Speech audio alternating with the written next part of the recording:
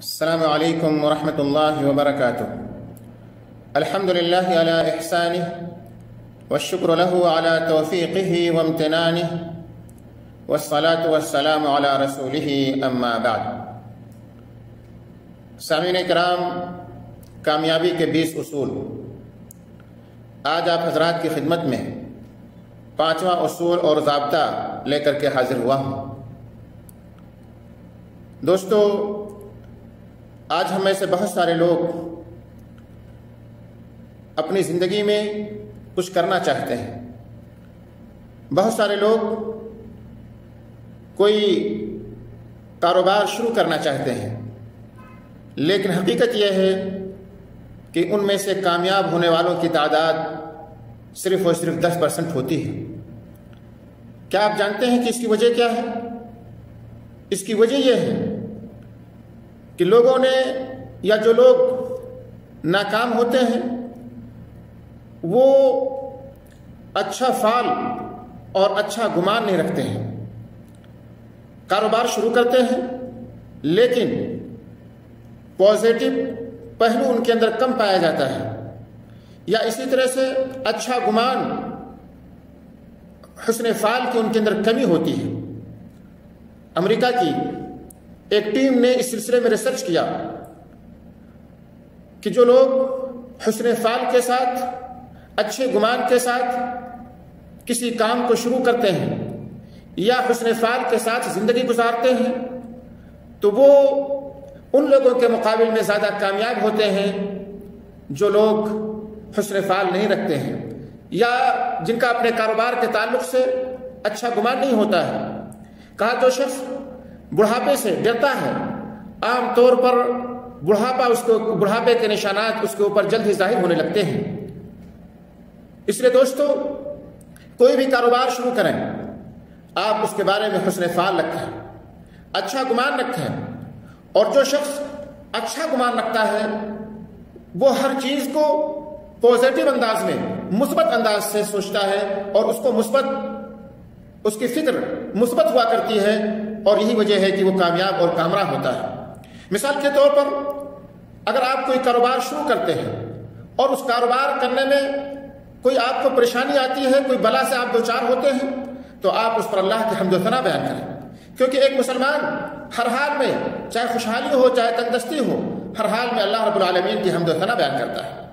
دوسری بات، آپ اللہ رب العالمین کے قضاء اور قدر پر ایمان لائیں اور اس پر خوشی کا اظہار کریں اور اس کے سامنے سر تسلیم خم کر دیں، اور یہ یقین طور پر یقین کر لیں کہ جو کچھ بھی آپ کو لاحق ہوا ہے وہ اللہ رب العالمین کی طرف سے ہے۔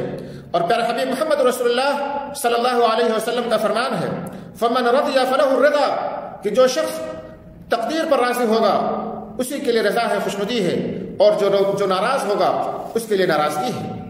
تیسری چیز، آپ ہمیشہ اس ناحیے سے سوچیں کہ آپ کے ساتھ جو کچھ بھی ہوا ہے یہ ایک تجربہ ہے جو آپ کو حاصل ہوا ہے، اور زندگی تجربے کا نام ہے۔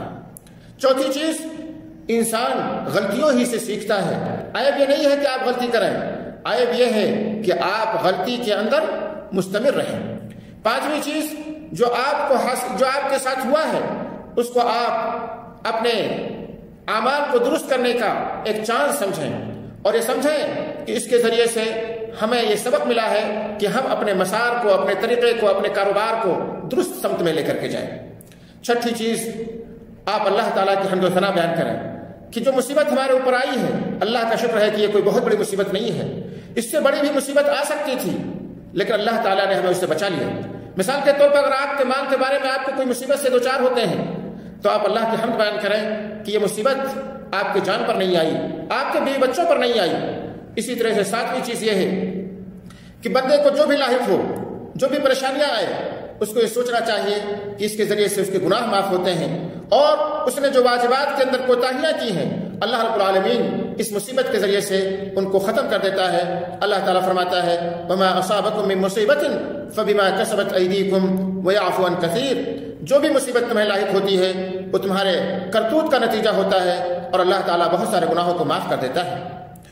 آٹھویں چیز یہ ہے کہ آپ کے اوپر اگر کوئی مصیبت آتی ہے، کوئی پریشانی آتی ہے، تو آپ دوسروں کی پریشانیوں کو بھی دیکھیں، دوسروں کی بھی مصیبتوں کو دیکھیں، اس سے آپ کے لیے یا آپ کے اندر اس مصیبت کو جھیلنا اور برداشت کرنا آسان ہو جائے گا۔ اور اسی طرح سے 9ویں چیز یہ ہے کہ ہمیشہ ہمیں اللہ رب العالمین کی طرف رجوع کرنا چاہیے، اللہ رب العالمین کے سامنے اپنے ہاتھوں کو پھیلانا چاہیے، گڑگڑانا چاہیے۔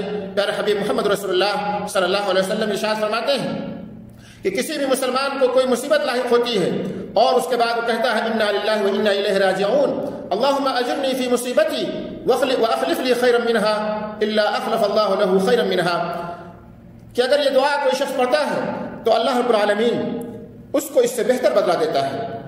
اس لیے دوستو ہمیشہ ہمیں حسن ظن رکھنا چاہیے، اچھا فعل لینا چاہیے اور بدفعلی سے بچنا چاہیے۔